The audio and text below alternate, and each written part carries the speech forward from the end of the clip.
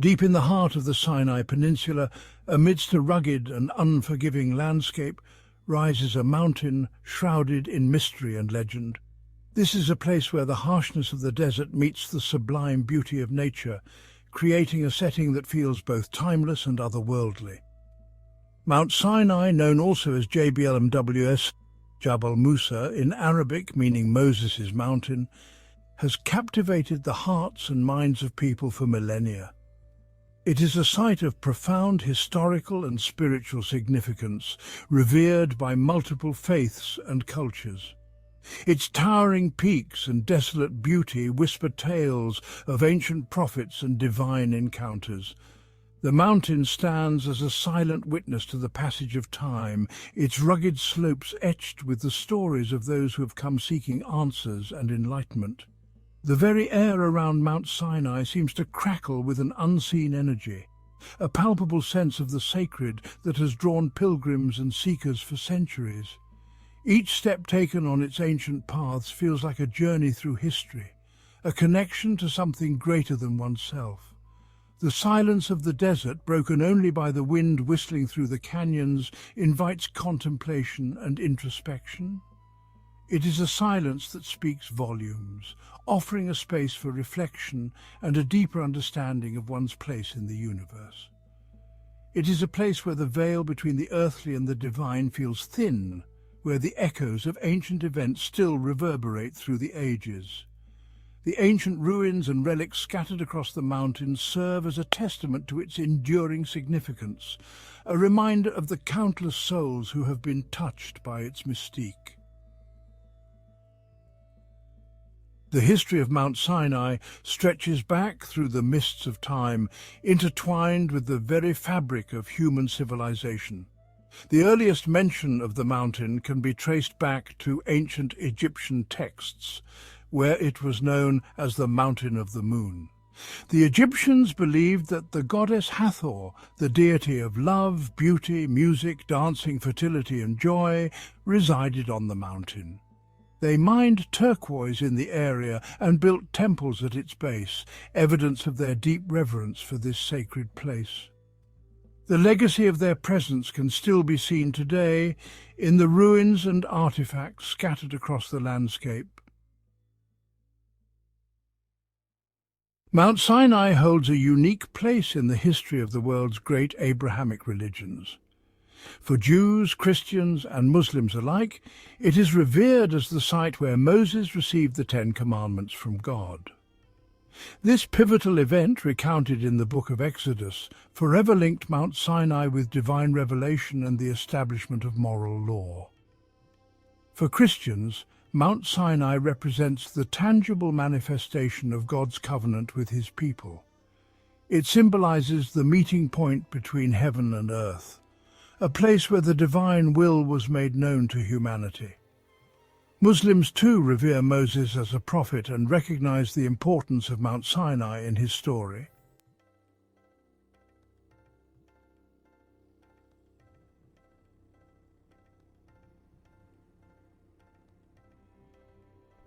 Over the centuries, Mount Sinai has become a tapestry woven with the threads of different cultures and beliefs. This sacred mountain stands as a testament to the rich history and spiritual significance that it holds for so many people around the world. Bedouin tribes, who have called the Sinai Desert home for generations, have their own stories and traditions associated with the mountain. These nomadic people have passed down their legends and customs through countless generations, each adding their own layer to the mountain's mystique.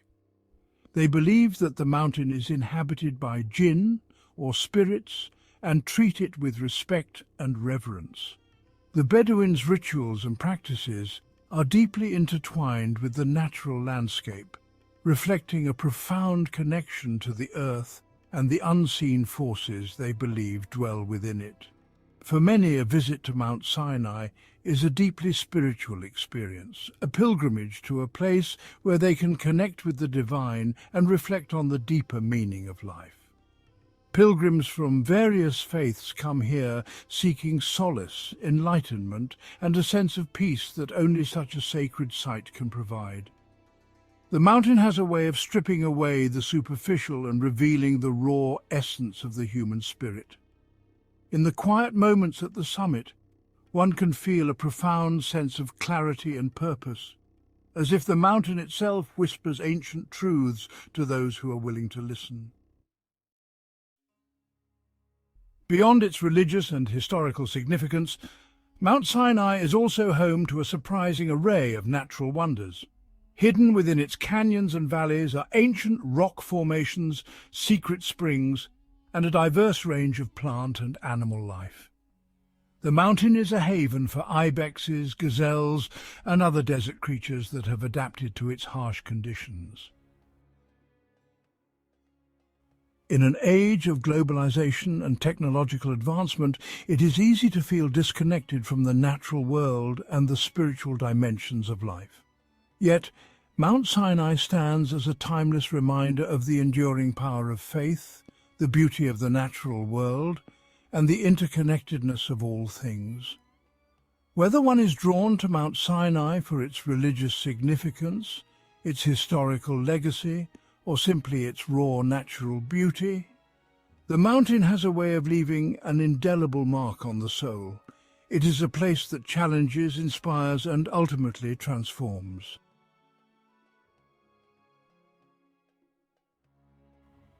The traditional pilgrimage to the summit of Mount Sinai is a challenging but rewarding experience. There are two main routes to the top. The longer and more gradual ascent is via the Camel Trail, a winding path that can be traversed on foot or by camel. The more challenging but quicker route is the Steps of Repentance, a steep staircase of over 3,750 steps carved into the mountainside by a repentant monk. The ascent is usually made at night to avoid the scorching heat of the day and to reach the summit in time for sunrise. At the summit of Mount Sinai lies St. Catherine's Monastery, one of the oldest continuously operating Christian monasteries in the world. Founded in the 6th century AD, the monastery is a UNESCO World Heritage Site and houses a treasure trove of religious art, manuscripts and icons. The monastery's library is renowned for its collection of ancient texts, including the Codex Sinaiticus, one of the oldest surviving manuscripts of the Bible.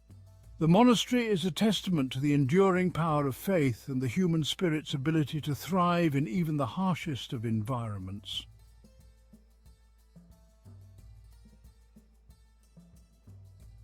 Mount Sinai stands as a timeless symbol of faith, history, and natural wonder. For millennia, its towering peaks have drawn pilgrims, adventurers, and seekers from all over the world.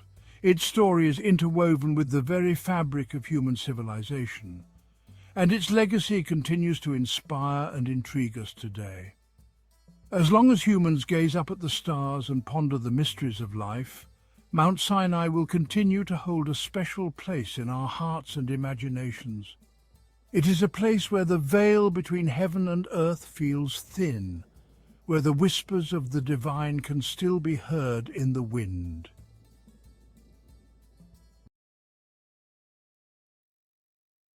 In the land of the pharaohs, where the golden sands stretch far and wide, there stands an architectural marvel that has mystified the world for centuries, the Egyptian pyramids.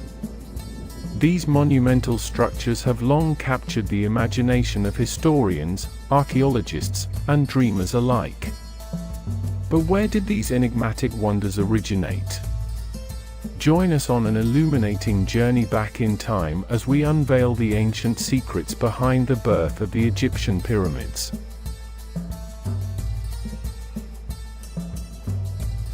The word pyramid itself carries a touch of mystery. While many believe it originates from the Greek word pyramis, which referred to a bread of conical shape, its true roots may lie even deeper in the sands of time. The origin of this word, like the pyramids themselves, is cloaked in the mists of history, waiting to be revealed. Life and death in ancient Egypt were intrinsically linked to the eternal cycle of the sun. The smooth-faced pyramid, with its majestic angles and precision, became more than just a tomb.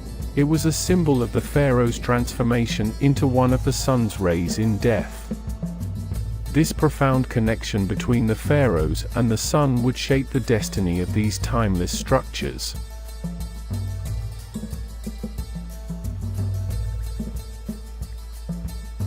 Pyramids represented much more than monumental tombs.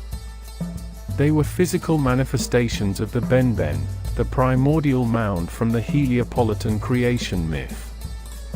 These stories, deeply rooted in Egyptian culture, permeated every aspect of life, infusing each stone with spiritual significance.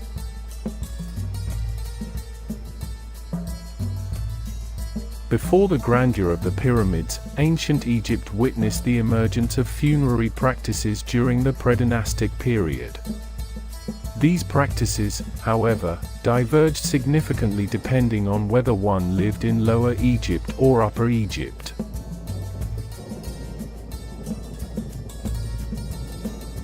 In the fertile lands of Lower Egypt, at the archaeological site of Merinde Beni Salam, we unearthed the oldest known funerary site, dating back to 5000 BCE. Here, the deceased were laid to rest in shallow graves, curled in a fetal position. Though a few objects accompanied the departed, they remained silent about the social standing of those interred. In Upper Egypt, predynastic practices were more intricate, offering insights into evolving funerary rites. These rites can be classified into two distinct cultural phases, the Badarian and Nagada periods.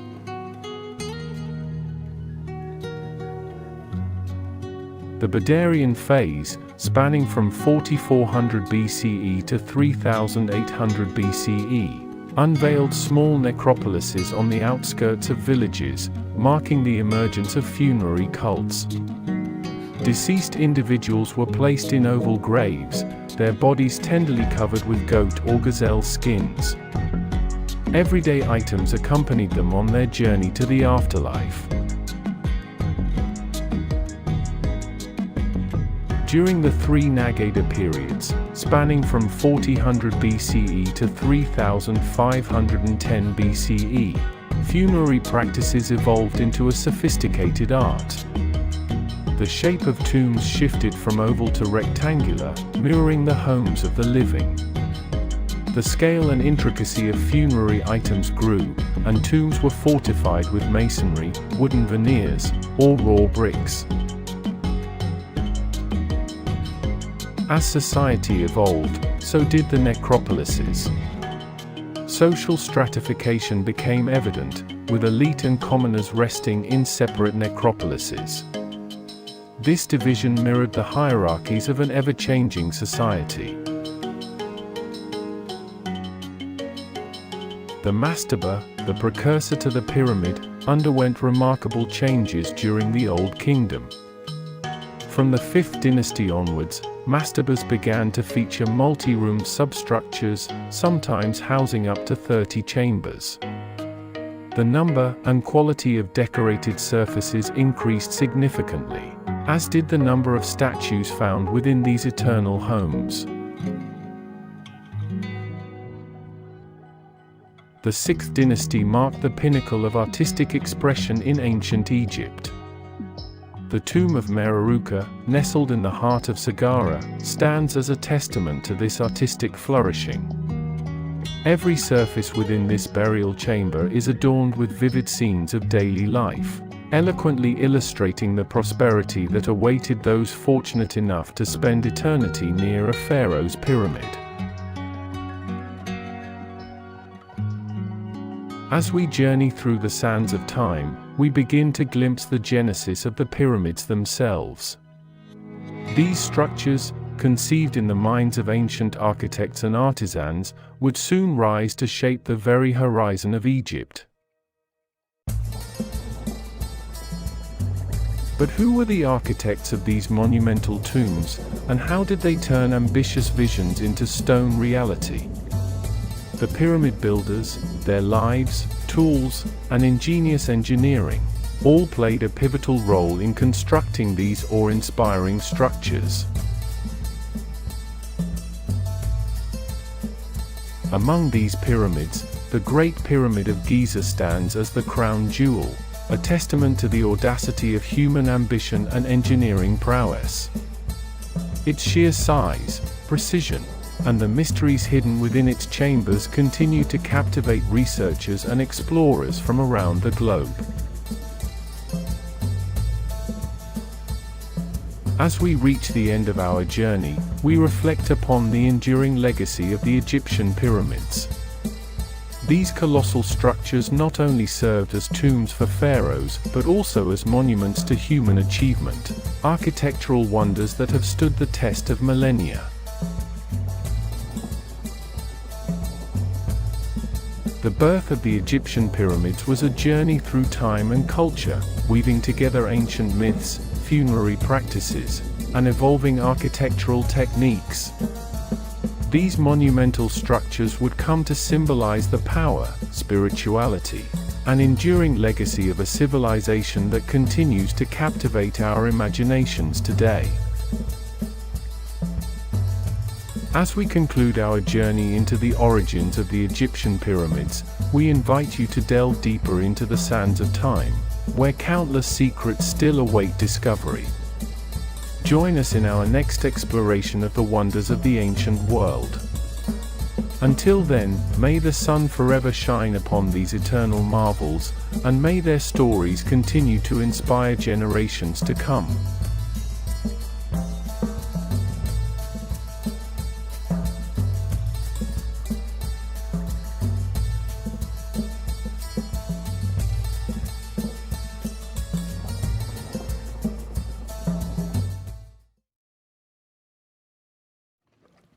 The Rosetta Stone is one of the most famous ancient artifacts in the world. The Rosetta Stone was rediscovered in July 1799 by French soldiers who were part of Napoleon Bonaparte's Egyptian campaign. They were tearing down an old wall at Fort Julian near the town of Rashid, or Rosetta, in the Nile Delta, when they unearthed the stone. It is a large stone slab, originally part of a larger stele made of granodiorite. This durable material has preserved the inscriptions remarkably well over the millennia. The stone is inscribed with a decree issued in 196 BC at Memphis, Egypt, in honor of the Ptolemaic king Ptolemy V Epiphanes. This decree was meant to affirm the royal cult of the young king and was a significant political document of its time. What makes the Rosetta Stone so special is that the decree is inscribed in 3 different scripts, a feature that has made it invaluable to linguists and historians. Hieroglyphs, the formal writing system of ancient Egypt, these intricate symbols were used primarily for religious texts and monumental inscriptions. Demotic script, a cursive script used in everyday life. This script was the common script of the people, used for daily transactions and record-keeping. And finally, Ancient Greek. The presence of these 3 scripts is what ultimately allowed scholars to decipher hieroglyphs, which had been a mystery for centuries. News of the Rosetta Stone's discovery quickly spread throughout Europe, sparking a race among scholars to be the first to decipher the hieroglyphs. Among those who took up the challenge were Thomas Young, an English polymath, and Jean-François Champollion, a French philologist. Young made significant progress in deciphering the Demotic script, identifying several phonetic signs and correctly identifying the cartouche, or royal name ring, of Ptolemy. However, it was Champollion who would ultimately crack the code of hieroglyphs. The breakthrough came in 1822 when French scholar Jean-François Champollion announced that he had deciphered the hieroglyphs, opening up a new era of Egyptology. The Rosetta Stone thus stands as a testament to human curiosity and the relentless pursuit of knowledge. Champollion built upon Young's work, using his knowledge of Coptic, the last stage of the ancient Egyptian language, to identify phonetic correspondences between the Greek and hieroglyphic texts. In 1822, he had a breakthrough when he realized that the hieroglyphic signs in Ptolemy's cartouche represented the sounds of his name in Greek. This discovery revolutionized our understanding of hieroglyphs, demonstrating that they were not simply pictographs or ideograms, but a complex system of writing that included phonetic elements. Champollion's work laid the foundation for the modern study of ancient Egyptian language and culture.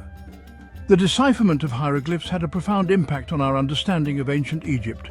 It allowed scholars to read the countless inscriptions and texts that had previously been indecipherable, opening up a vast new window into Egyptian history, religion, and culture. We now know much more about the daily lives of the ancient Egyptians, their beliefs and practices, and their interactions with other cultures. The Rosetta Stone, therefore, played a pivotal role in unlocking the secrets of one of the world's oldest civilizations. The Rosetta Stone, a granodiorite stele inscribed with a decree issued in Memphis, Egypt, in 196 BC, has a fascinating history that spans centuries and continents. Following Napoleon's defeat in Egypt in 1801, the Rosetta Stone, along with other antiquities collected by the French, became the property of the British under the terms of the Treaty of Alexandria. This treaty marked a significant moment in history, as it not only ended the French campaign in Egypt, but also transferred a wealth of knowledge and artifacts to British hands. The stone was transported to England and presented to King George III, who donated it to the British Museum in 1802. The journey of the Rosetta Stone from Egypt to England was a monumental task, involving careful planning and execution to ensure its safe arrival. Upon its arrival, it was immediately recognized for its potential to unlock the secrets of ancient Egyptian hieroglyphs. The Rosetta Stone has been on display at the British Museum ever since, becoming one of its most popular exhibits. Its presence has not only attracted scholars and historians, but also inspired countless visitors to delve into the mysteries of ancient civilizations. The stone's inscriptions, written in 3 scripts, Greek, Demotic, and hieroglyphic, provided the key to deciphering Egyptian hieroglyphs, a breakthrough that revolutionized our understanding of ancient Egypt. Millions of visitors from around the world flock to see the stone each year, marveling at its historical significance. The Rosetta Stone stands as a testament to human curiosity and the relentless pursuit of knowledge. Its journey from the sands of Egypt to the halls of the British Museum is a story of cultural exchange, discovery, and the enduring legacy of ancient civilizations. The Rosetta Stone's legacy extends far beyond its physical presence in the British Museum. Its discovery and decipherment sparked a renewed interest in ancient Egypt, leading to countless archaeological excavations and scholarly studies. The stone has become an iconic symbol of our ability to unlock the mysteries of the past. It serves as a reminder of the importance of preserving cultural heritage and the power of human ingenuity. The Rosetta Stone's fame has transcended academia, becoming a popular cultural icon. Its image has been used in countless books, films, television shows, and video games. The phrase Rosetta Stone has even entered the English lexicon as a metaphor for anything that holds the key to understanding a complex problem or mystery. The Rosetta Stone is more than just a stone slab with inscriptions.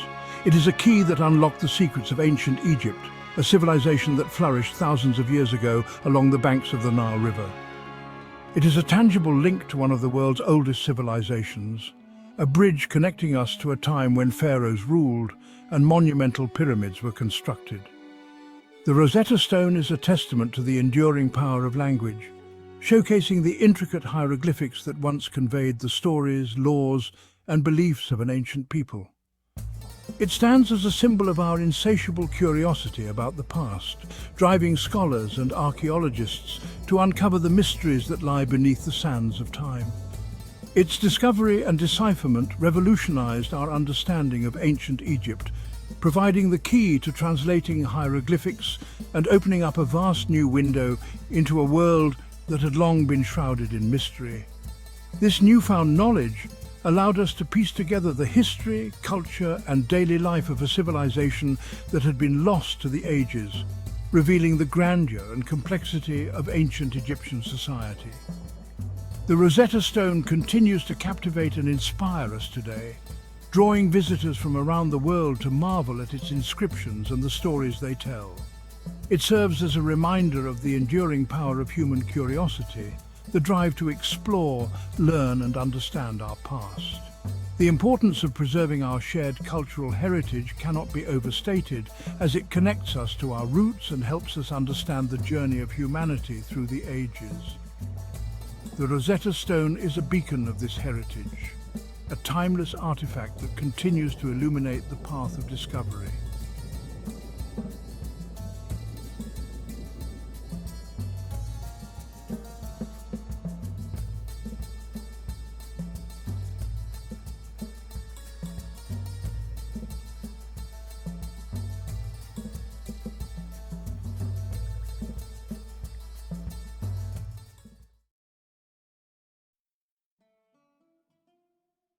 Thebes, the heart of ancient Egypt. Nestled on the banks of the Nile, Thebes was more than just a city. It was the beating heart of a civilization, showcasing human ambition, faith and artistry. Join us as we uncover the rich history and significance of this ancient city, exploring its grand temples, its royal tombs and its pivotal role in shaping the story of ancient Egypt. Thebes, even in its ruined state, whispers of a time when it was the religious epicenter of ancient Egypt, particularly during the powerful New Kingdom. Imagine a city alive with the sound of priestly chants, the air thick with the scent of incense burning in honor of Amun-Ra, the king of the gods. Here, within the colossal Karnak Temple complex, the Egyptians paid homage to their deities in ceremonies of unparalleled grandeur. The temple, a sprawling testament to their faith, grew over centuries, each pharaoh adding his own mark to this sacred landscape. Luxor Temple, bathed in the golden glow of the setting sun, was a place for ordinary Egyptians to connect with the divine. Together, these two temples form the spiritual heart of Thebes, a place where the earthly and the divine intertwined. The ancient Egyptians believed in a life after death, a belief reflected in the grandeur of their tombs. Just across the Nile, on the west bank, lies the Theban necropolis, a city of the dead as magnificent as the city of the living. Here, in the Valley of the Kings and the Valley of the Queens, pharaohs and their consorts were laid to rest, surrounded by treasures they believed would accompany them into the afterlife. The tomb of Tutankhamun, a relatively minor pharaoh, yielded a treasure trove of artifacts that captivated the world's imagination. But perhaps even more impressive are the elaborate tombs of rulers like Seti I and Ramses VI, their walls adorned with vibrant scenes from the Book of the Dead. Dotting the landscape are the mortuary temples, grand structures built not for the dead but for their memory. These temples, along with the royal tombs, stand as silent sentinels, guarding the secrets of Egypt's past. For centuries, Thebes was more than just a religious centre. It was the vibrant heart of a nation, the capital of a mighty empire. Imagine the bustling streets of Thebes during its zenith, a time when it was known as the City of 100 Gates. Thebes' rise to prominence began during the Middle Kingdom, when Mentuhotep II reunited the two lands after a period of division. He moved the capital to Thebes, laying the foundation for its future glory. But it was during the New Kingdom that Thebes truly flourished, reaching the pinnacle of its power and influence. Under the rule of powerful pharaohs like Thutmose III and Amenhotep III, Thebes became a metropolis, a hub of international trade and a centre of art and culture.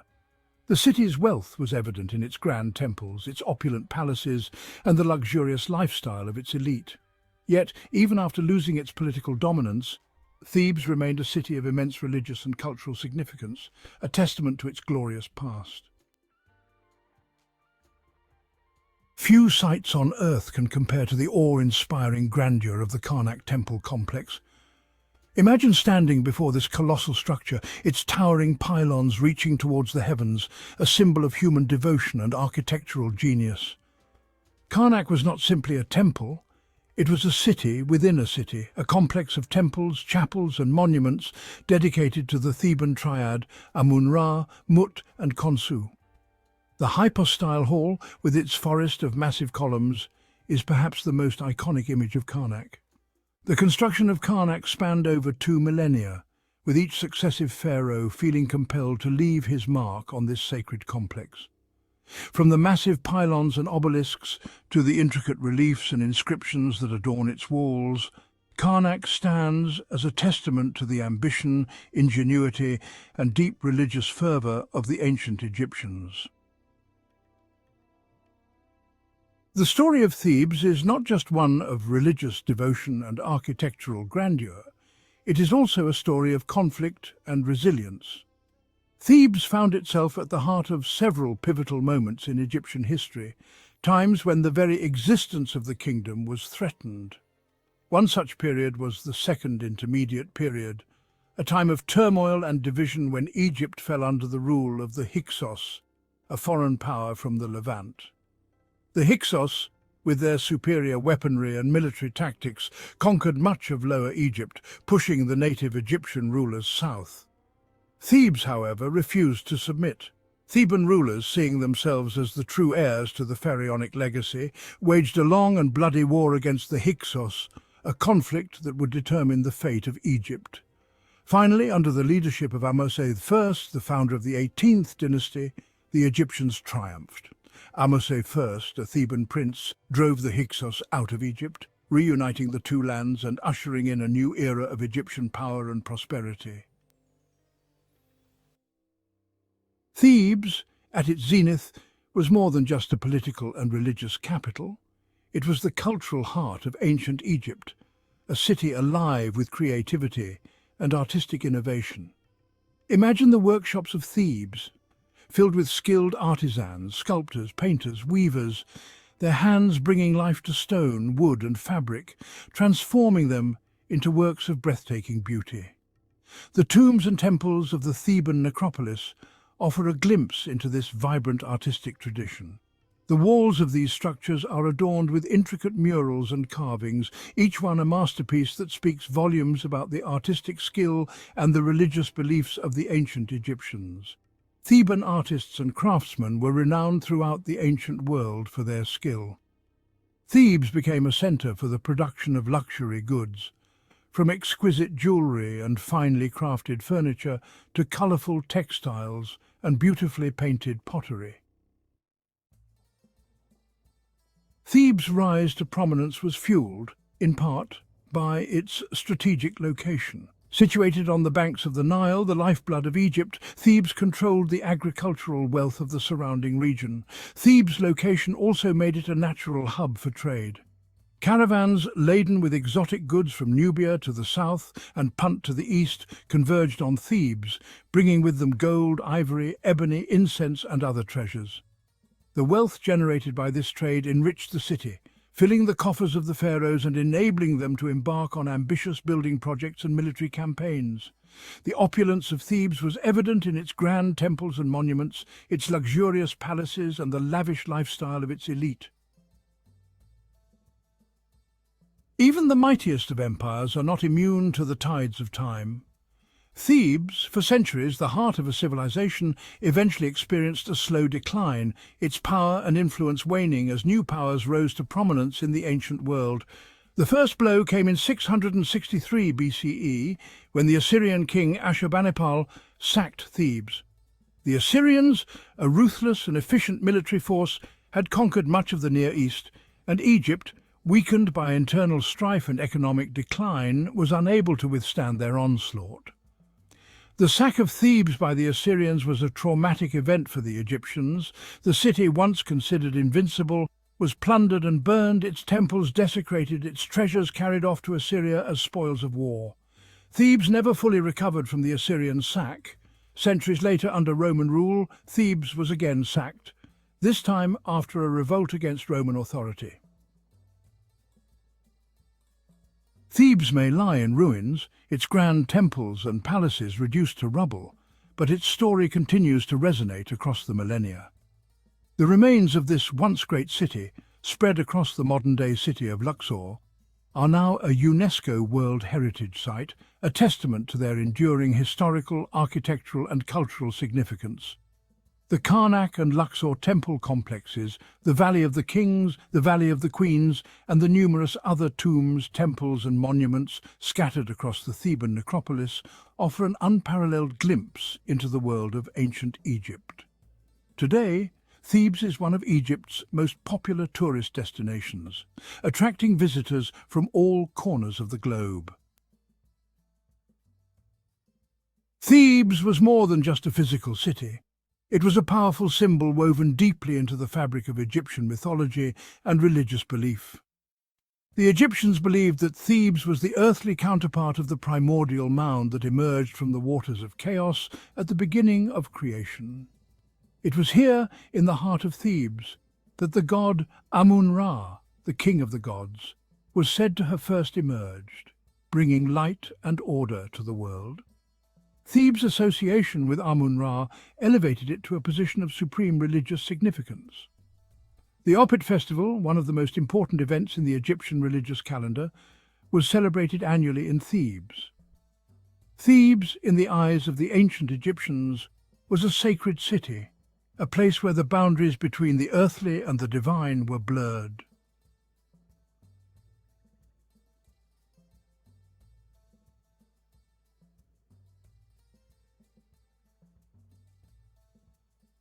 Thank you for joining us on this journey through the ancient city of Thebes. From its grand temples that scraped the sky to the whispers of pharaohs in the Valley of the Kings, Thebes stands as a testament to human ambition, ingenuity, and the enduring power of belief.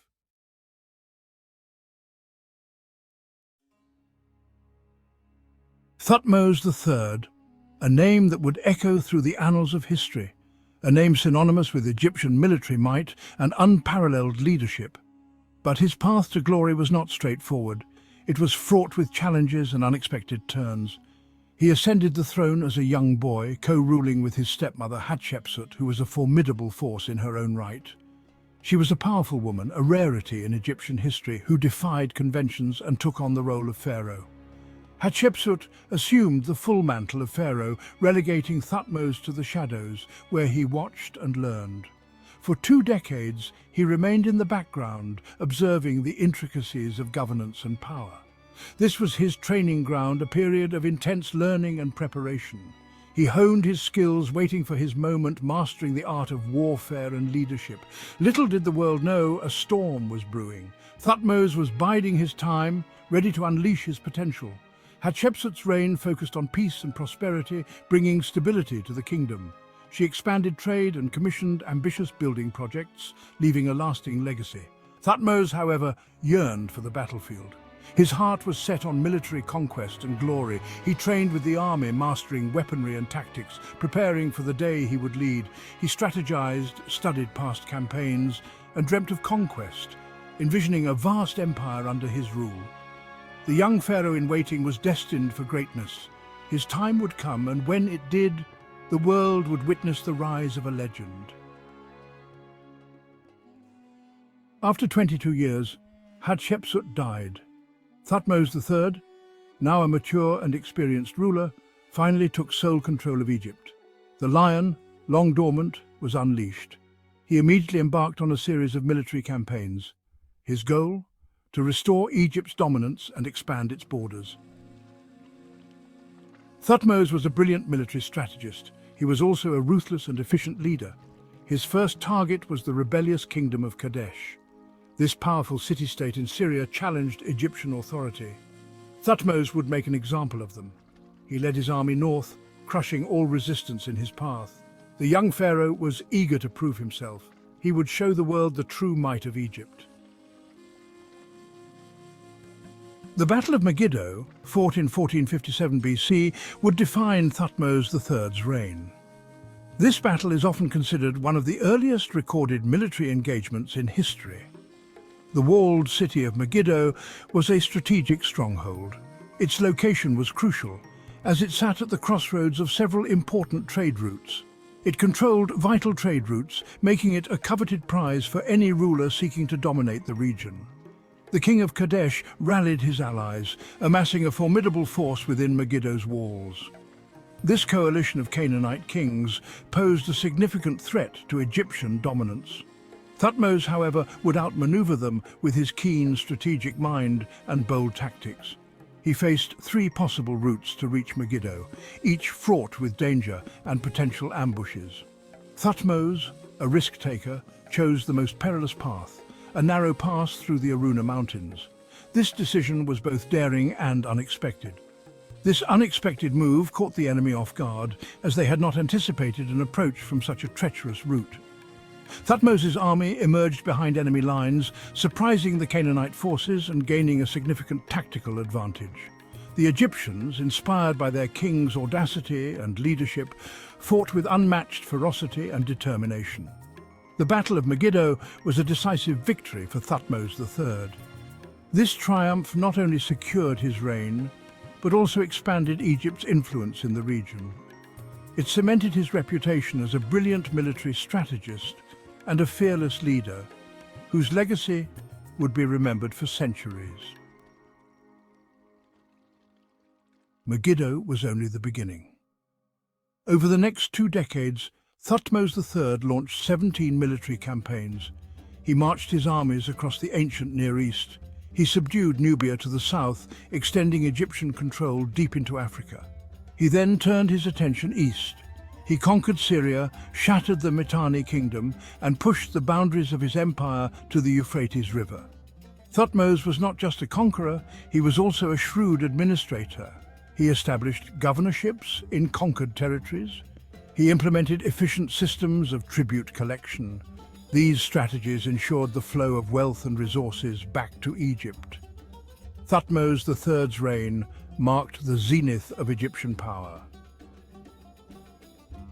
Thutmose III's campaigns brought immense wealth to Egypt. Gold, silver, precious stones and exotic animals flowed into the royal coffers. He used this wealth to embellish temples, construct monuments and patronize the arts. But his strategy went beyond plunder. He took the children of conquered rulers as hostages. These royal hostages were brought to Egypt and given an Egyptian education. They learned the Egyptian language, culture and administration. This ingenious tactic served 2 purposes. It ensured the loyalty of vassal states. It also created a class of foreign officials sympathetic to Egypt. They would later govern their homelands, effectively extending Egyptian influence.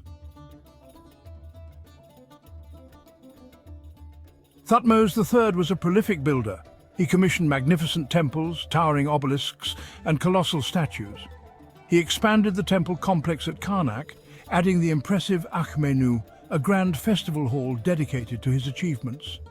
He erected obelisks throughout Egypt, inscribed with accounts of his victories. He wanted his legacy to last forever. Some of these obelisks still stand today. They serve as a reminder of his power and ambition. One such obelisk, later transported to Rome, now graces St. Peter's Square at the Vatican. Thutmose's architectural projects were not merely displays of power, they were also essential economic drivers. They provided employment for thousands of workers, stimulating the Egyptian economy. Unlike many rulers, Thutmose III did not shy away from the truth. He inscribed the walls of his monuments with detailed accounts of his campaigns. These inscriptions, known as the Annals of Thutmose III, provide valuable insights into his reign. They describe his military strategies, the ferocity of the battles, and the vast booty he collected. They also reveal his personality, a determined, ambitious, and deeply religious ruler. The Annals are not mere propaganda. They are honest accounts of a remarkable reign. They are a testament to Thutmose III's desire to preserve his legacy for eternity. Thutmose III was not just a warrior king, he was also a skilled administrator. He reformed the Egyptian bureaucracy, making it more efficient. He standardized weights and measures, facilitating trade. He invested in irrigation projects, increasing agricultural output. He patronized the arts and sciences, leading to a flourishing of culture and learning. Thutmose's reign wasn't solely defined by conquest. It was a period of peace and prosperity. His administrative reforms had a lasting impact on Egypt. They ensured stability and economic growth for generations to come. After over 3 decades of rule, Thutmose III died in 1425 BC. He left behind a vast and stable empire. He was laid to rest in the Valley of the Kings, surrounded by the splendor befitting his status. His son Amenhotep II inherited a prosperous and powerful kingdom. Thutmose's legacy, however, extended far beyond his bloodline. He was remembered as the epitome of the warrior pharaoh, a ruler who expanded Egypt's borders and filled its coffers. His name resonated through the ages, a byword for military genius and administrative acumen.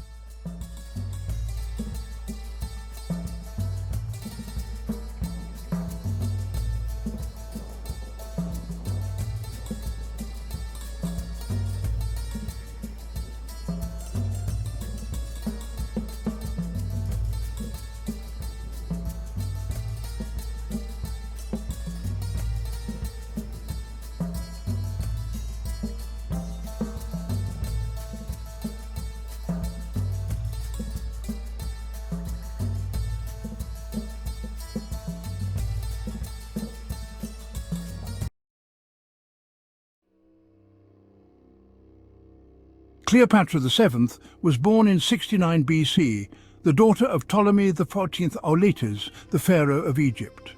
Her family, the Ptolemies, were of Macedonian Greek origin, descendants of one of Alexander the Great's generals.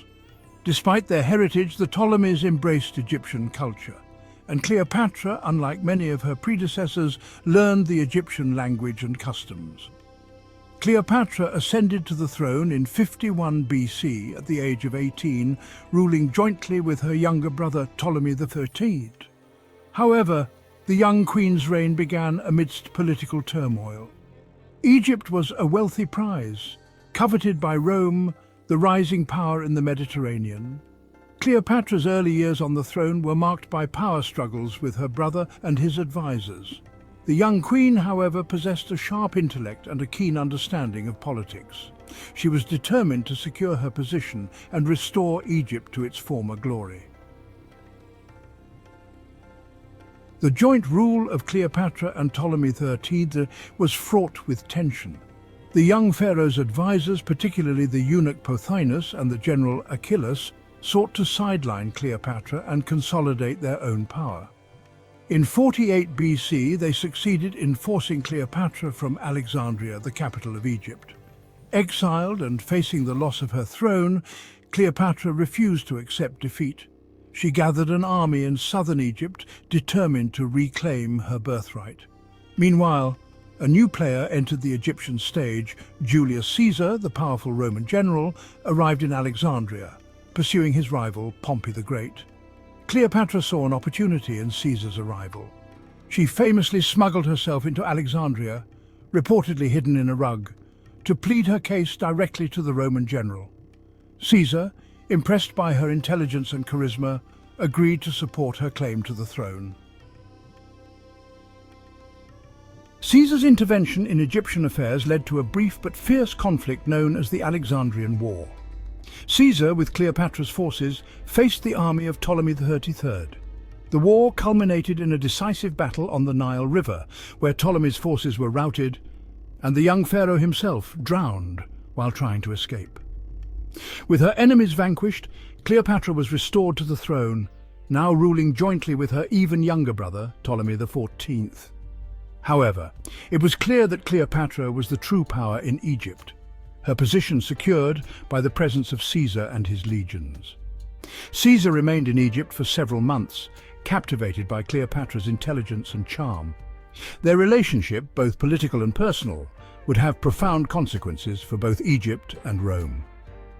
In 47 BC, Cleopatra gave birth to a son, Ptolemy Caesar, known to history as Caesarion, widely believed to be Caesar's son. Cleopatra's relationship with Caesar was multifaceted.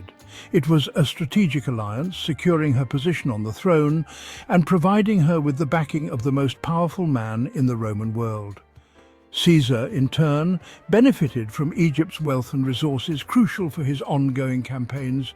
Beyond politics, however, their relationship was also one of mutual attraction and intellectual companionship. Cleopatra, fluent in several languages and well-versed in philosophy and the arts, was a captivating conversationalist. Caesar, for his part, was drawn to her intelligence, ambition, and regal bearing. Their affair caused a scandal in Rome, where Caesar's enemies seized upon it as evidence of his growing ambition and disregard for Roman tradition. Cleopatra, however, remained unfazed by Roman gossip. She accompanied Caesar to Rome in 46 BC, where she was received with a mixture of curiosity and disapproval. Section 5. The Queen and the General, Cleopatra and Mark Antony. After Caesar's assassination in 44 BC, Cleopatra returned to Egypt. The Roman Republic was plunged into civil war, and Cleopatra carefully watched the unfolding events.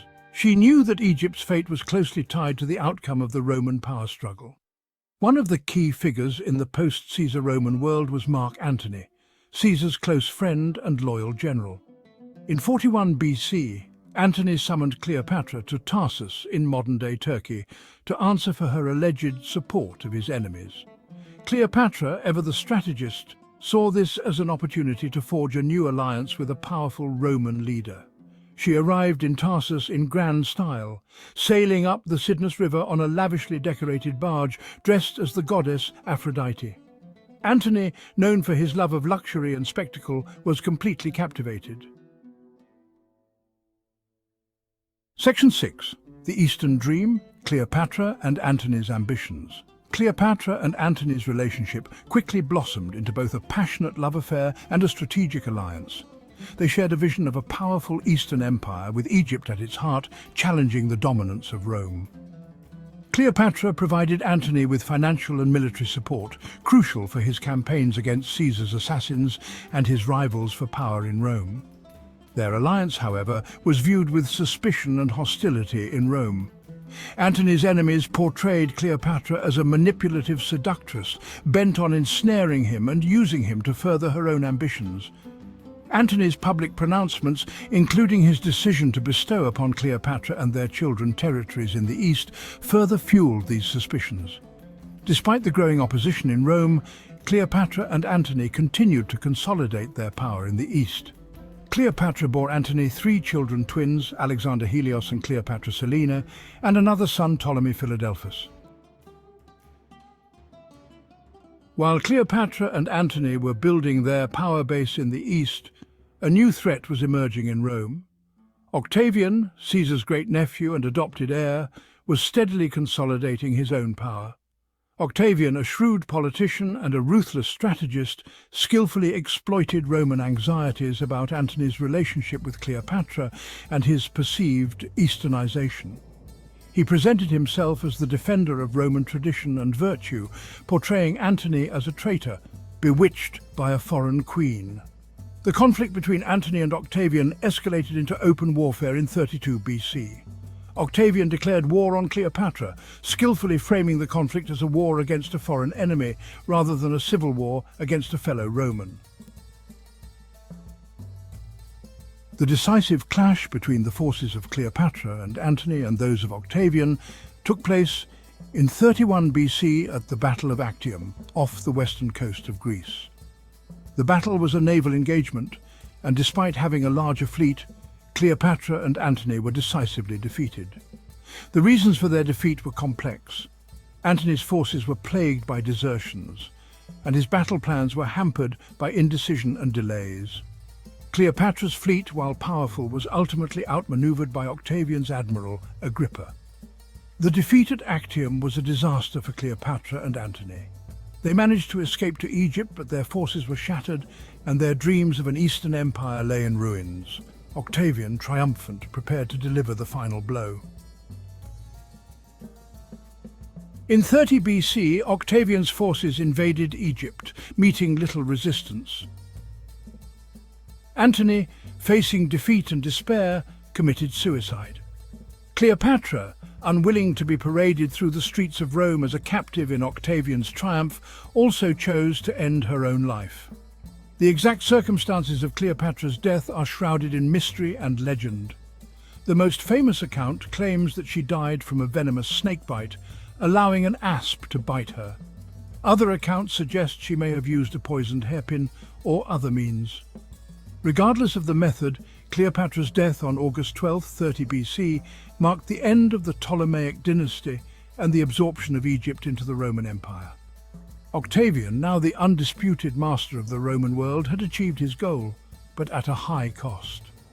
Cleopatra, in death, had denied him the ultimate victory of capturing her alive. Her legend, however, would live on, ensuring her place in history as one of the most captivating and controversial figures of the ancient world.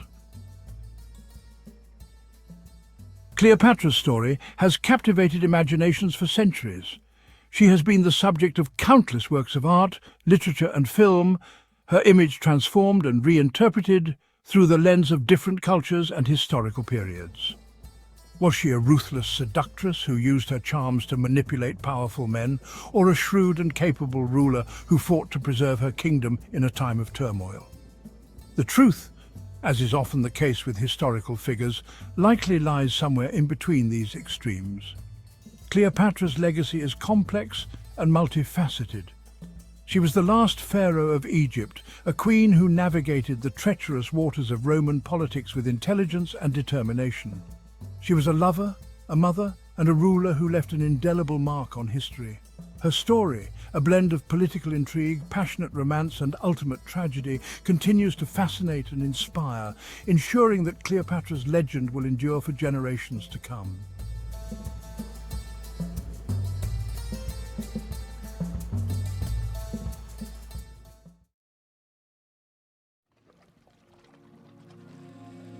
The Nile, a life-giving river, snakes through the arid landscapes of North Africa. Along its banks, an extraordinary civilization blossomed thousands of years ago, ancient Egypt. This land, shrouded in mystery and legend, continues to captivate our imagination.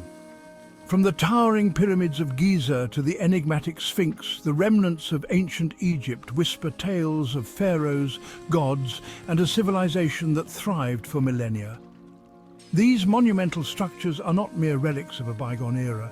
They stand as testaments to human ingenuity, ambition, and a deep connection with the cosmos. The ancient Egyptians believed in the eternal cycle of life and death, reflected in their elaborate burial rituals and the grandeur of their tombs. Join me now as we embark on a journey through time, exploring the rise and fall of this extraordinary civilization. Our adventure takes us from the unification of Upper and Lower Egypt to the era of powerful pharaohs who commanded vast armies and immense wealth. We'll delve into the lives of ordinary Egyptians, their beliefs, their innovations, and their enduring legacy that continues to shape our world today. Prepare to be amazed by the splendors of ancient Egypt, a land of enduring fascination and unparalleled historical significance.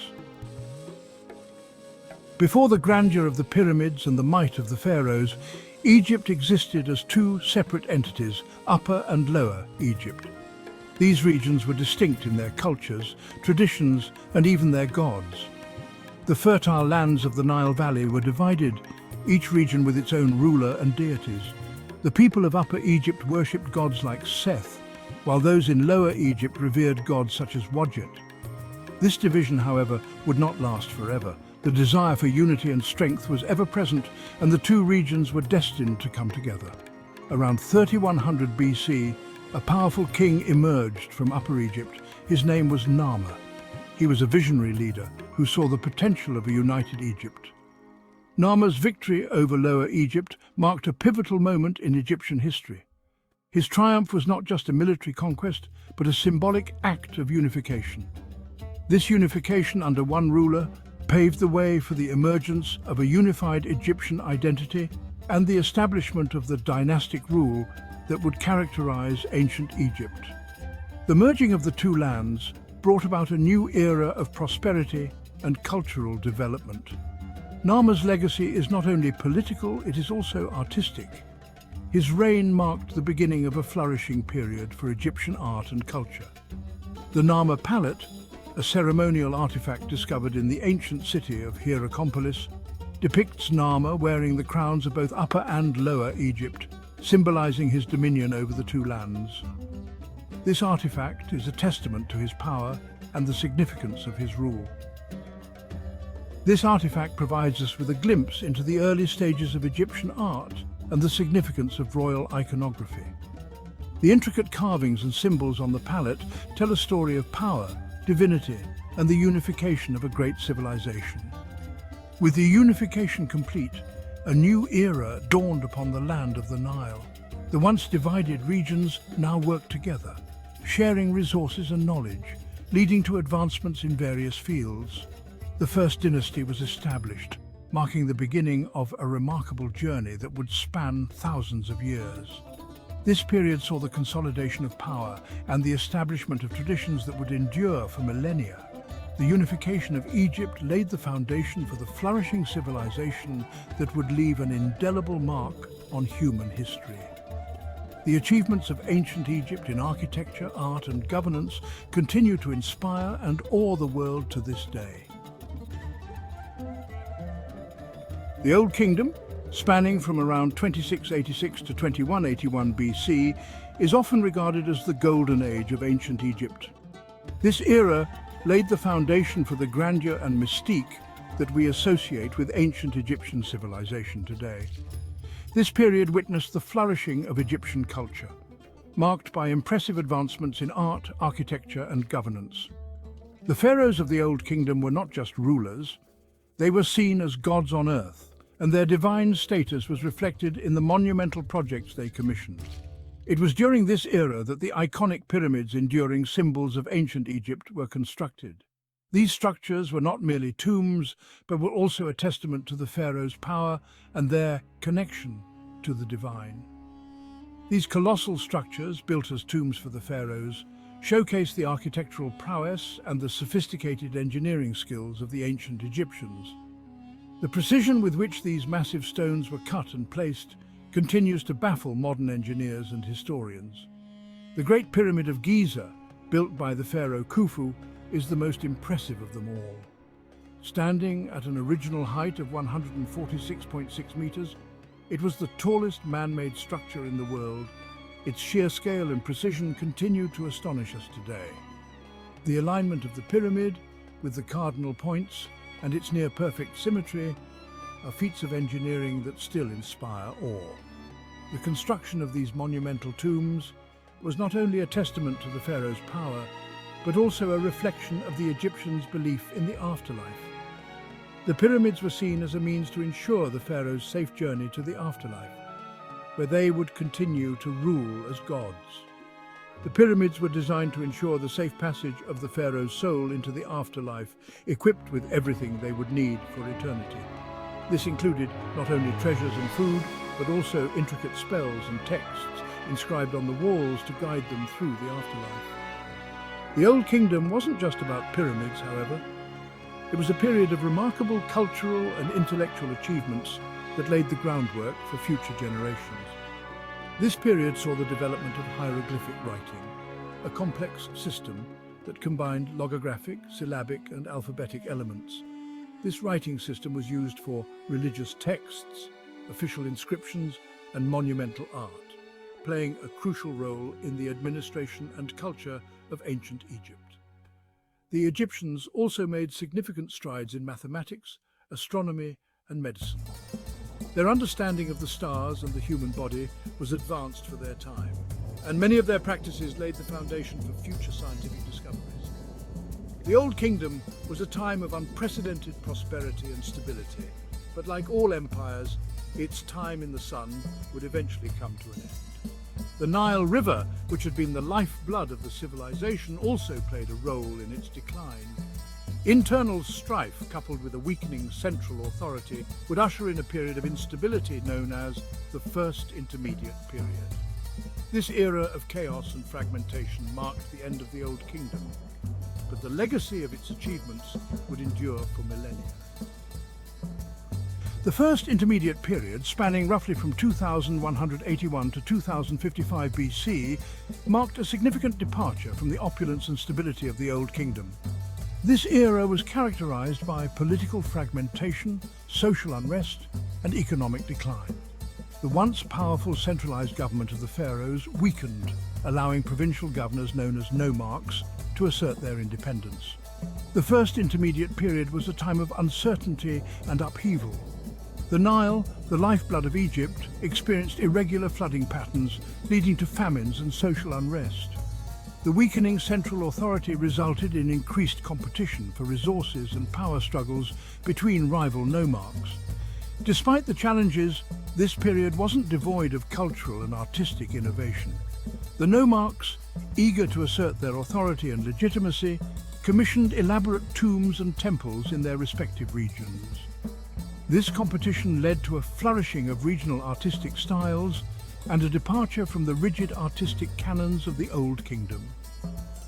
The first intermediate period, often viewed as a dark age in Egyptian history, was a time of significant transformation.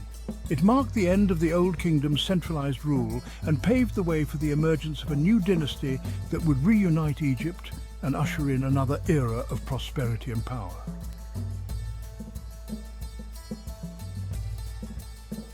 Around 2055 BC, a new dynasty emerged from Thebes, a powerful city-state in Upper Egypt. This marked the beginning of a transformative era in Egyptian history. Mentuhotep II, a visionary leader, succeeded in reuniting Upper and Lower Egypt, bringing an end to the political fragmentation that had plagued the country for nearly a century. His leadership was instrumental in restoring the nation's unity. This reunification marked the beginning of the Middle Kingdom, a period characterized by renewed stability, expansion, and a flourishing of arts and culture. The Middle Kingdom is often considered a Renaissance period in ancient Egyptian history. Mentuhotep II's reign marked a return to strong central authority. He was not just a ruler, but a reformer who laid the foundation for future prosperity. He embarked on ambitious building projects, revitalized trade routes, and restored order throughout the land. These projects included the construction of temples, fortresses, and irrigation systems that boosted agricultural productivity. The Middle Kingdom pharaohs, learning from the mistakes of their predecessors, implemented administrative reforms to strengthen the central government and prevent future fragmentation. These reforms included the establishment of a more efficient bureaucracy and the appointment of loyal officials to key positions. The Middle Kingdom was not only a time of internal consolidation, it was also an era of expansion. Egyptian armies pushed the boundaries of the kingdom further than ever before. Egyptian influence reached southward into Nubia, a region rich in gold and other valuable resources. This expansion brought immense wealth and resources to Egypt, further solidifying its power. Trade flourished, bringing wealth and exotic goods from distant lands. Merchants traveled far and wide, establishing trade networks that connected Egypt with other great civilizations of the time. The Middle Kingdom, with its focus on stability, expansion, and administrative efficiency, laid the groundwork for the emergence of the New Kingdom, a period that would witness Egypt's transformation into a mighty empire. The achievements of the Middle Kingdom set the stage for future greatness. The pharaohs of the Middle Kingdom, through their shrewd leadership and ambitious endeavors, ensured that Egypt would rise again to reclaim its place as a dominant force in the ancient world. Their legacy is a testament to the enduring strength and resilience of the Egyptian civilization.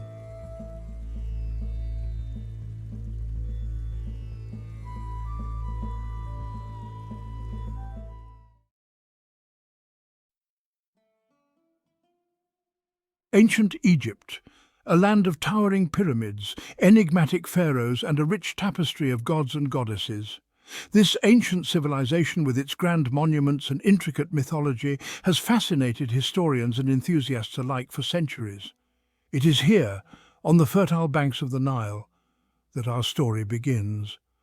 The river, a lifeline for the people, provided the sustenance needed for agriculture and the flourishing of civilization. Legend tells of a time when the god Seth, consumed by jealousy, murdered his brother Osiris.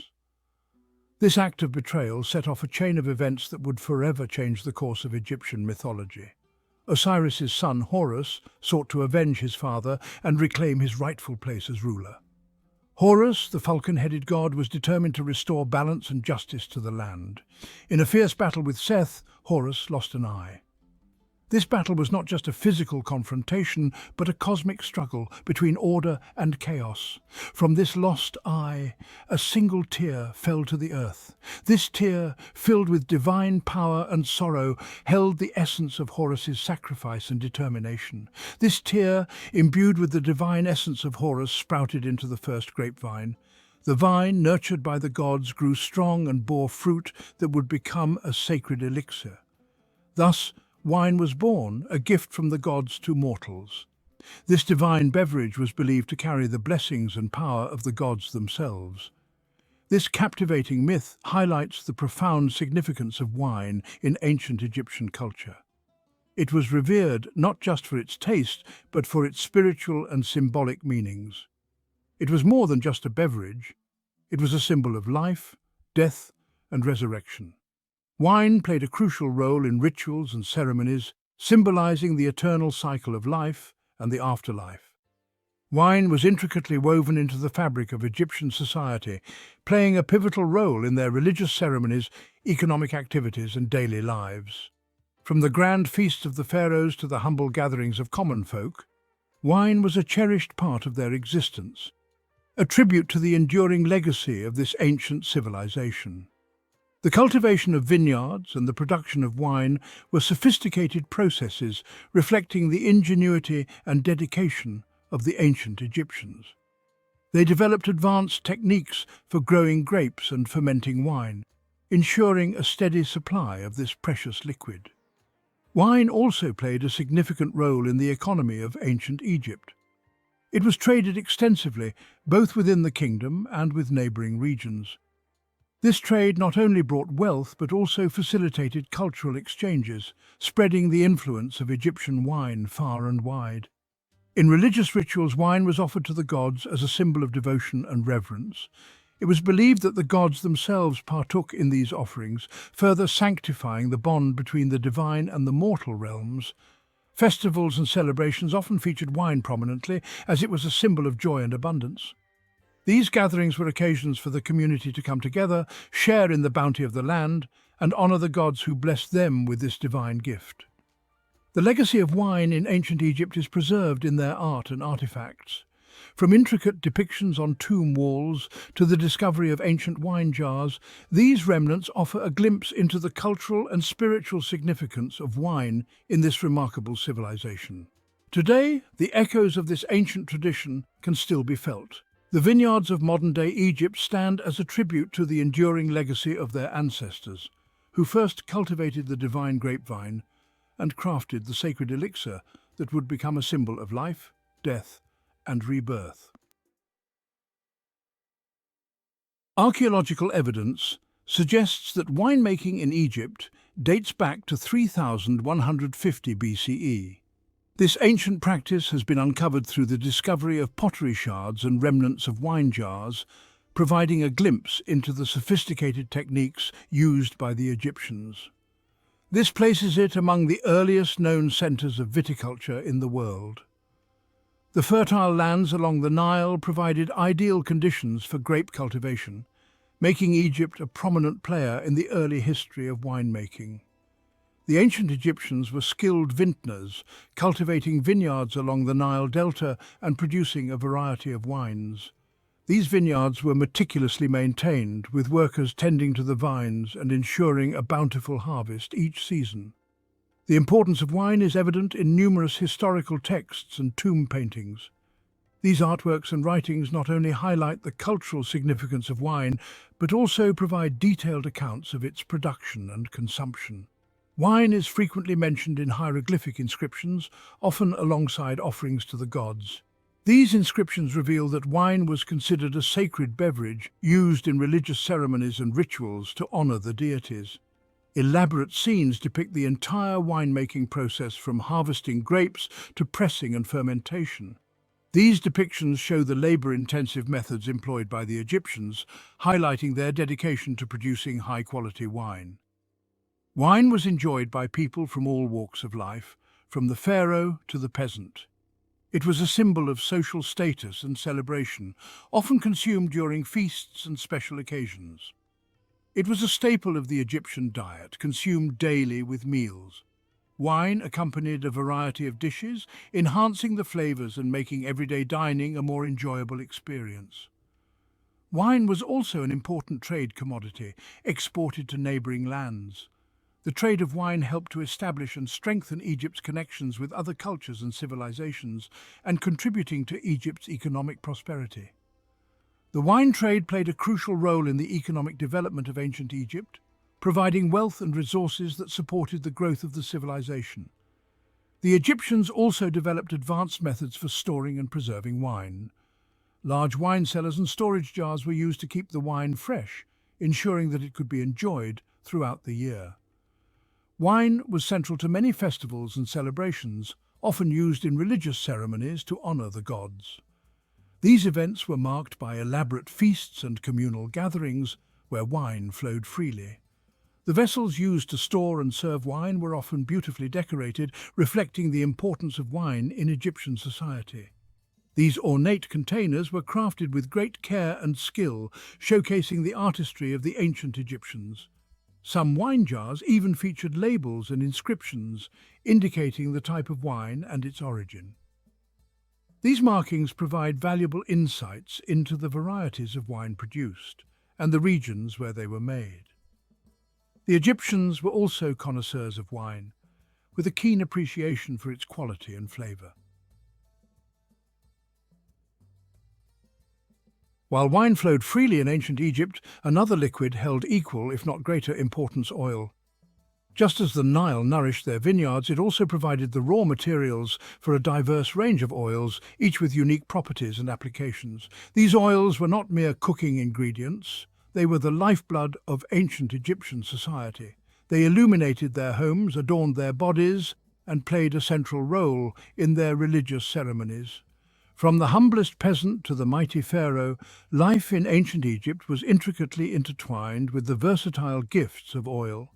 The production of oil was a meticulous process involving the careful selection and pressing of various plants and seeds. Oils were stored in beautifully crafted jars and amphoras, and they were traded extensively both within Egypt and with neighboring regions.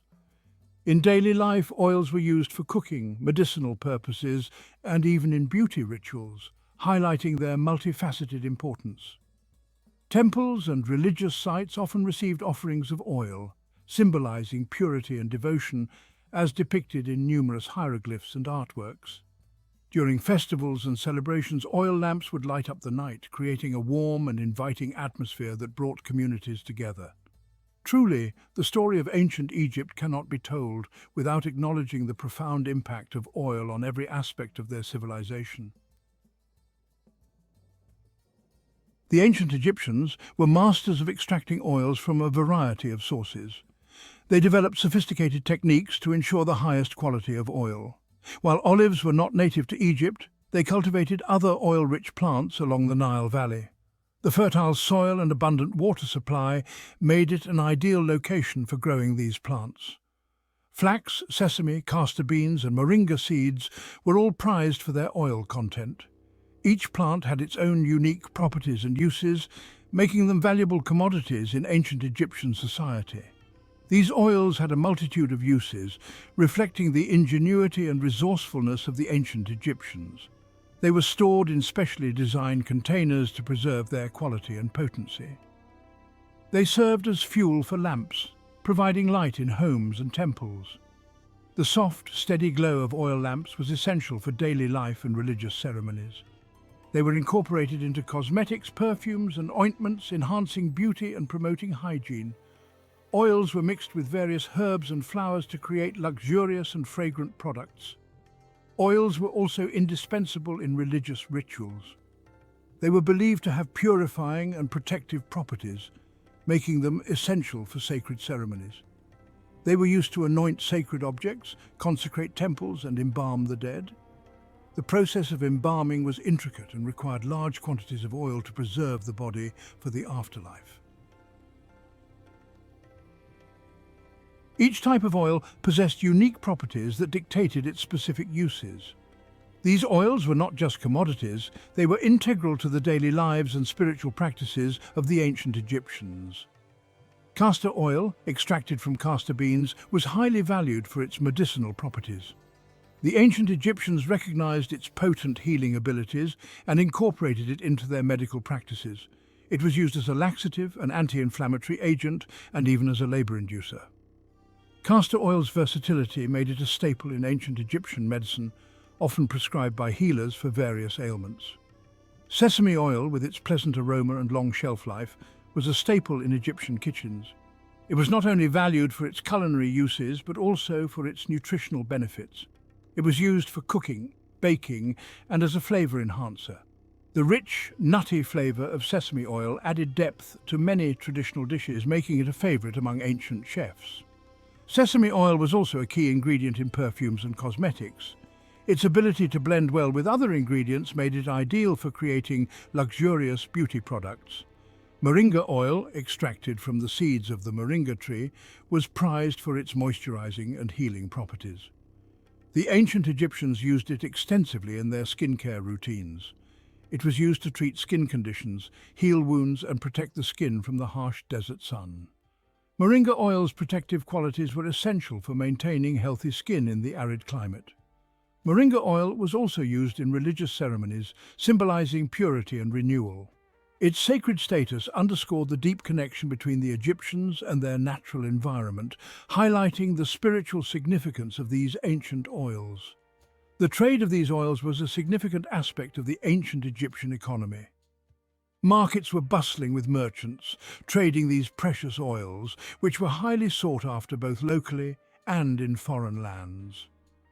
Oils were transported along the Nile and beyond, reaching distant lands through extensive trade networks. Wine and oil, two seemingly simple liquids, played a profound role in shaping ancient Egyptian culture and society. These liquids were not just for consumption, they were deeply woven into the fabric of daily life and spiritual practices. They were not merely consumables, but integral elements of their religious beliefs, economic activities, and daily lives. The use of wine and oil extended beyond the mundane, reaching into the sacred and the ceremonial.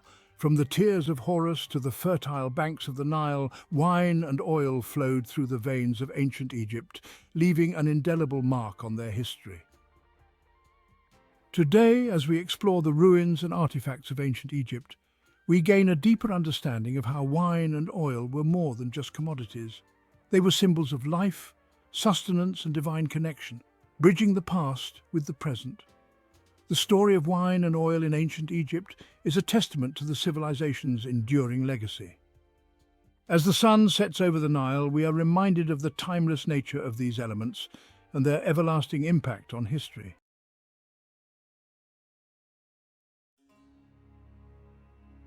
Herodotus possessed a keen eye for observation and a passion for collecting stories. He sought out learned men and women, engaging them in lively discussions. He listened intently to tales whispered in marketplaces and songs sung in royal courts. He believed in the power of first-hand experience, venturing into remote regions to witness life in all its diversity. Herodotus understood that to truly comprehend the world, one had to explore its every corner. Egypt, with its ancient pyramids that have stood the test of time, towering majestically over the desert landscape, and enigmatic hieroglyphs that tell stories of gods, kings, and everyday life, held a particular allure for Herodotus. It was a land steeped in history, its origins lost to the mists of time, where every stone and ruin whispered secrets of a bygone era. Herodotus was captivated by the grandeur of its monuments, the towering statues that seemed to touch the sky, and the complexity of its civilization, a society that thrived with bustling marketplaces and intricate social structures. Herodotus immersed himself in Egyptian culture, engaging with priests, scribes, and ordinary people, learning from their daily lives and traditions. He learned about their religious beliefs, their social customs, and their understanding of the cosmos, which was deeply intertwined with their daily existence. He was fascinated by their stories of gods and pharaohs, tales of divine rulers and mythical beings, of creation and the afterlife, where elaborate burial practices ensured a journey to the next world. He recognized that Egypt offered a unique perspective on the human experience, a civilization that had mastered the art of living in harmony with the natural and supernatural worlds. Herodotus was a pioneer in the field of history, often referred to as the father of history, due to his groundbreaking work in documenting the past.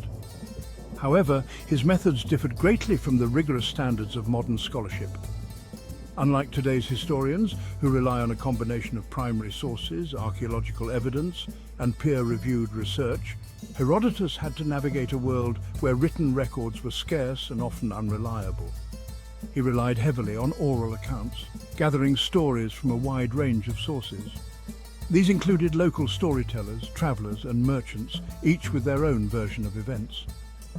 Herodotus understood that history was often passed down through generations, shaped by the memories and perspectives of those who recounted it. This oral tradition was a double-edged sword. While it preserved the essence of events, it also allowed for embellishments and alterations over time.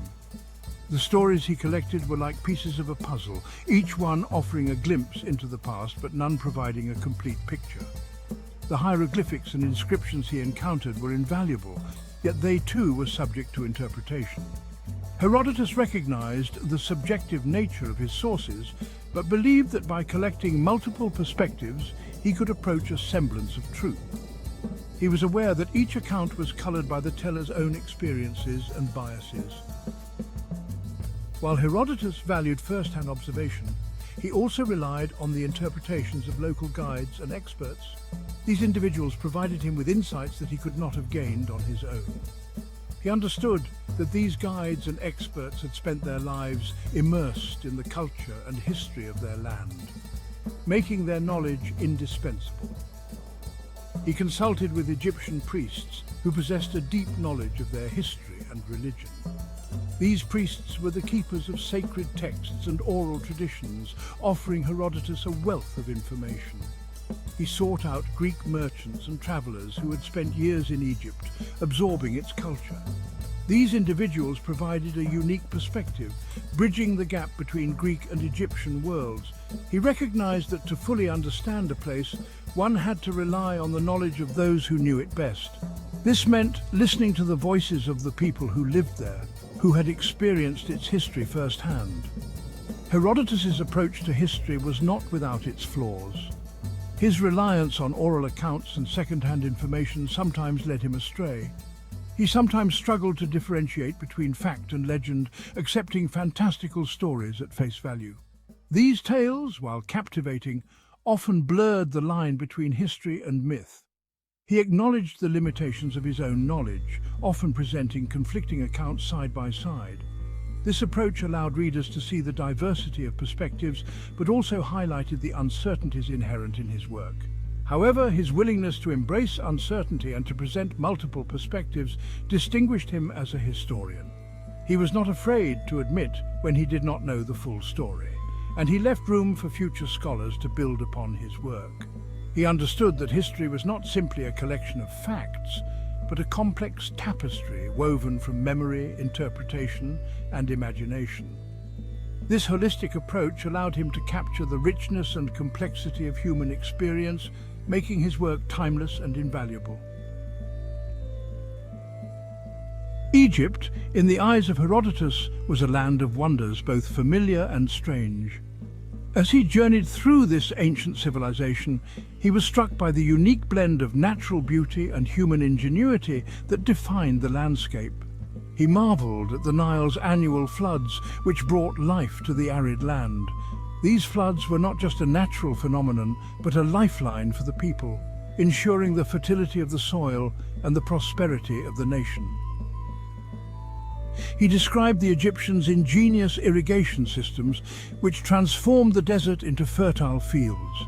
These systems were a testament to their advanced engineering skills and their ability to adapt to their environment. He observed their agricultural practices, noting their cultivation of wheat, barley, and flax.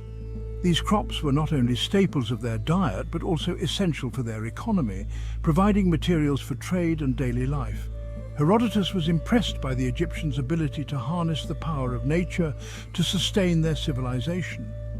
Their agricultural techniques were sustainable and efficient, allowing them to thrive in a challenging environment. Herodotus was equally fascinated by the Egyptians' cultural practices. He witnessed their vibrant festivals, intricate rituals, and the daily routines that reflected their deep-seated beliefs and values. He described their reverence for the Nile, which they believed was the source of all life. The river was central to their religion and mythology, and they held numerous ceremonies to honor its vital role in their existence. He observed their elaborate burial rituals, including the mummification of their dead and the construction of elaborate tombs. These practices were deeply rooted in their belief in the afterlife and the importance of preserving the body for the journey beyond. He noted their fascination with astronomy, their development of a calendar based on the solar year, and their construction of massive pyramids aligned with the stars. These achievements demonstrated their advanced understanding of the cosmos and their desire to connect with the divine. Herodotus recognized the Egyptians' deep connection to their environment and their reverence for the natural world. This connection was evident in their art, architecture, and daily practices, all of which reflected a profound respect for the forces of nature. He observed their respect for animals, particularly cats, which they considered sacred. Cats were not only pets, but also symbols of protection and grace, often depicted in their art and associated with the goddess Bastet. He noted their belief in the afterlife and their elaborate preparations for the journey into the underworld. These preparations included not only mummification, but also the provision of goods, amulets, and inscriptions to guide and protect the deceased in the afterlife. Herodotus understood that the Egyptians' worldview was fundamentally different from that of the Greeks, shaped by their unique environment and their ancient traditions. This difference was reflected in their art, religion, and social structures, offering a rich tapestry of cultural diversity that fascinated and inspired him.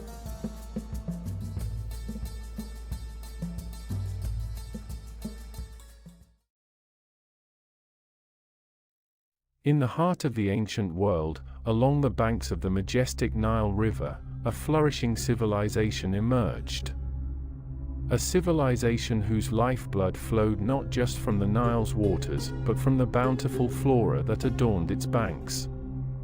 Join us as we embark on a journey through time to explore the rich tapestry of plants that sustained and enriched ancient Egypt. The climate and unique geography of the Nile Delta offered a wide variety of plant species. Many of these plants served as sustenance for the ancient Egyptians and as valuable crops for trade. The Nile's consistent seasons allowed Egypt to sustain itself for centuries.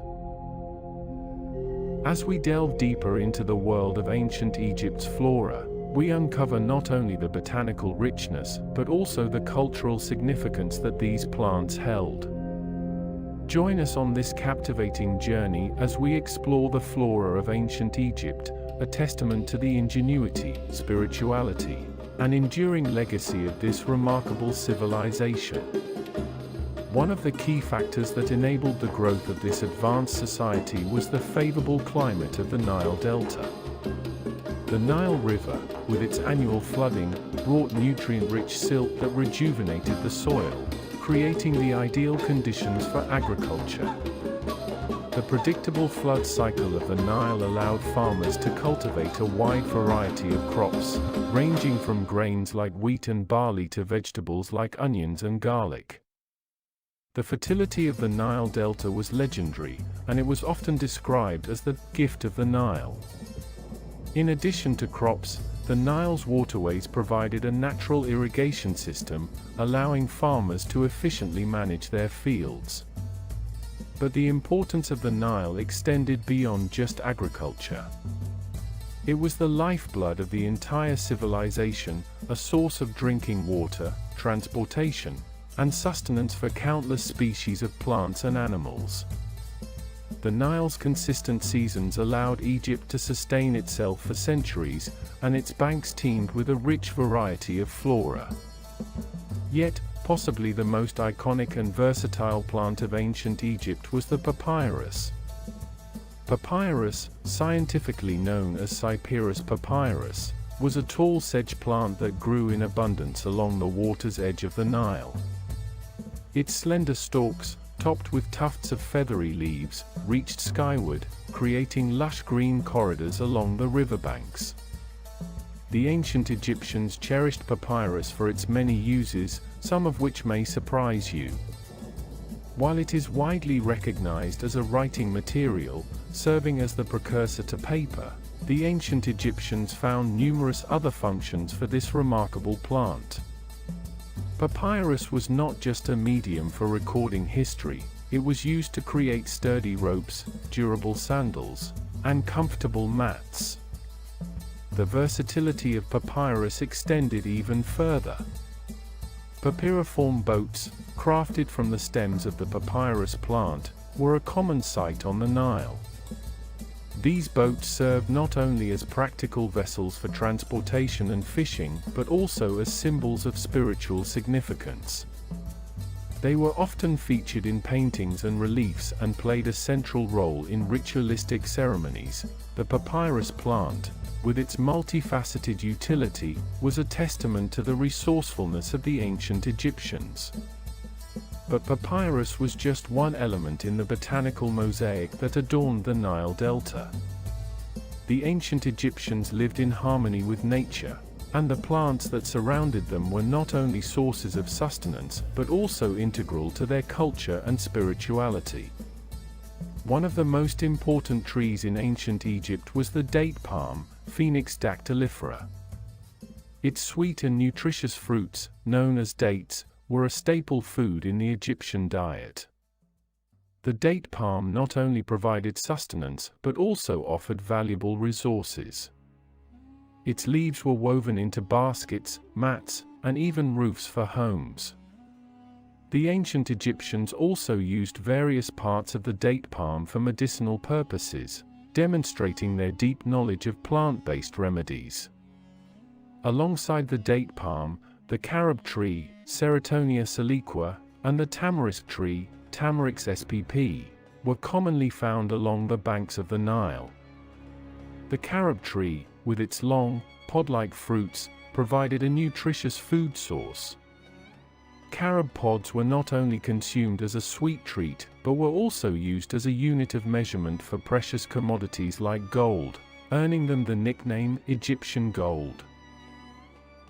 Tamarisk trees, on the other hand, were known for their salt-tolerant nature. They played a vital role in preventing soil erosion and improving the overall ecological stability of the Nile Delta. In addition to their ecological importance, tamarisk trees provided wood for construction and fuel. As we explore further, we encounter the rich variety of fruits that adorned Egyptian orchards. The earliest fruit tree cultivated in ancient Egypt was the fig tree, Ficus carica. Its sweet, pear-shaped fruits were not only delicious, but also symbolized fertility and abundance. The cultivation of figs dates back to the early dynastic period, showcasing the long-standing connection between the Egyptians and their fruit trees. Over time, other fruit trees found their place in Egyptian orchards. The apple, Malus domestica, was introduced, offering a crisp and refreshing alternative to the fig. The pomegranate, Punica granatum, with its jewel-like seeds, added a burst of color and flavor to the Egyptian diet. These fruits became not only culinary staples but also symbols of vitality and prosperity. And during the era of the New Kingdom, the olive tree, Alia europea, was introduced to Egypt. The cultivation of olive trees marked a significant culinary and economic development. Olive oil, extracted from the fruit, became a valuable commodity, used not only for cooking but also for lighting lamps and as an essential ingredient in cosmetics. As the ancient Egyptians diversified their orchards, they embraced the flavors and benefits of these fruits. Yet, the botanical story of ancient Egypt is not limited to its orchards and cultivated plants. The lush vegetation along the banks of the Nile was a testament to the adaptability and resilience of the plant kingdom in the face of the river's annual inundation. But the flora of ancient Egypt was more than just a source of sustenance and construction materials. It was deeply intertwined with spirituality and mythology. The acacia tree, Acacia spp, held a special place in Egyptian culture and religion. It was associated with Horus, the falcon-headed god of kingship and the sky.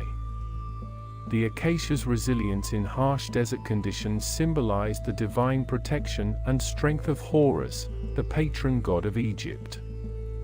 The divinities Thoth and Seshat, often portrayed as scribes, were depicted inscribing the reign of the king into the trunk of a pasea tree, Pasea americana.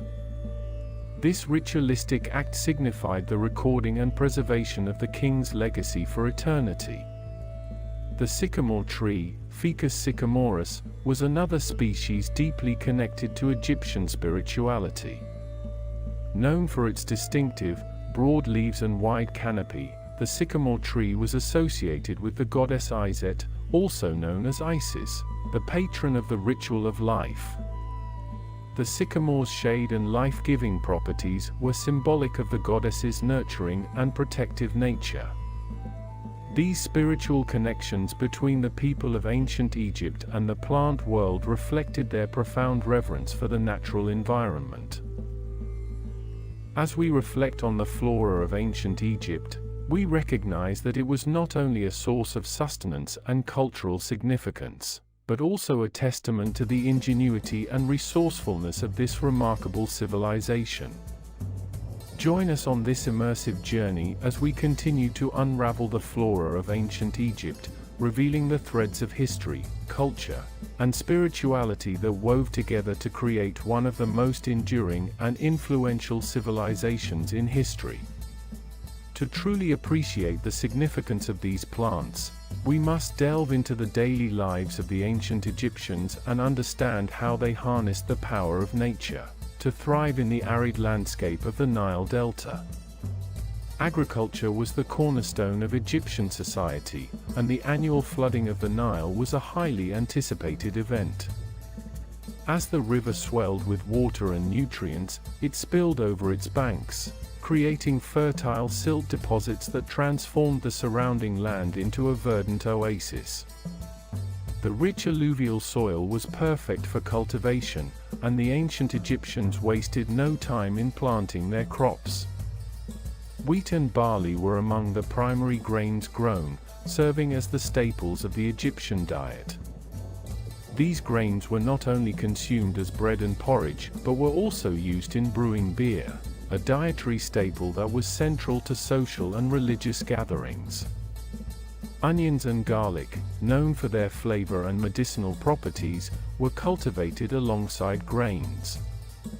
The predictable flood cycle of the Nile allowed farmers to plan their planting and harvesting with precision. This mastery of the river's rhythms contributed to the stability and prosperity of Egyptian society. In addition to its role in agriculture, the Nile River served as a natural irrigation system. Canals were dug to divert water to the fields, ensuring that even areas farther from the riverbanks could be cultivated. The Egyptians were pioneers in the field of irrigation, employing innovative methods such as the shadaf, a counterweighted lever, to lift water from the river. The efficient management of water resources allowed the civilization to flourish in an otherwise arid environment. But the Nile River was not just a source of sustenance, it was the lifeblood of ancient Egypt, supporting not only agriculture but also transportation and trade. The ancient Egyptians were skilled boat builders, and the Nile provided the perfect highways for their vessels. Boats of various sizes and designs crisscrossed the river, carrying goods, people, and ideas. Trade flourished along the Nile, connecting the different regions of Egypt and facilitating the exchange of commodities like grains, textiles, and pottery. This robust trade network allowed Egypt to access valuable resources from other regions of the ancient world, further enriching their culture and economy. The Nile River was not only a conduit for physical goods, but also for cultural exchange and the dissemination of knowledge. Scholars and scribes traveled along the river, sharing information and recording the history, religion, and scientific achievements of the civilization. It was this dynamic interplay of people and resources along the Nile that allowed Egypt to thrive for millennia. As we conclude our exploration of the flora of ancient Egypt, we are reminded that the civilization's greatness was not solely a product of monumental architecture or military conquests. It was also a testament to the profound connection that the ancient Egyptians had with the natural world. The Nile Delta, with its predictable floods and fertile soil, offered the perfect canvas for a civilization to flourish. And the plants that thrived along its banks, from the majestic papyrus to the humble date palm, were not just sources of sustenance but also threads in the rich tapestry of Egyptian culture and spirituality. Each plant carried a unique significance, whether through its practical uses or its role in religious rituals. The ancient Egyptians understood that their existence was intimately intertwined with the natural world around them. In their daily lives, they celebrated the bounty of the land, the life-giving waters of the Nile, and the sacred connection between the plant kingdom and the divine. It is through this lens that we can truly appreciate the flora of ancient Egypt, a vital and vibrant aspect of a civilization that continues to captivate and inspire us to this day. As we bid farewell to the captivating world of ancient Egypt, let us carry with us the profound lessons of harmony with nature and reverence for the gifts it bestows. The Nile Delta may have been the cradle of an ancient civilization, but it also serves as a timeless reminder of the enduring relationship between humanity and the natural world. The flora of ancient Egypt, a story of sustenance, spirituality, and a civilization that bloomed like the lotus in the Nile, will forever be etched in the annals of history.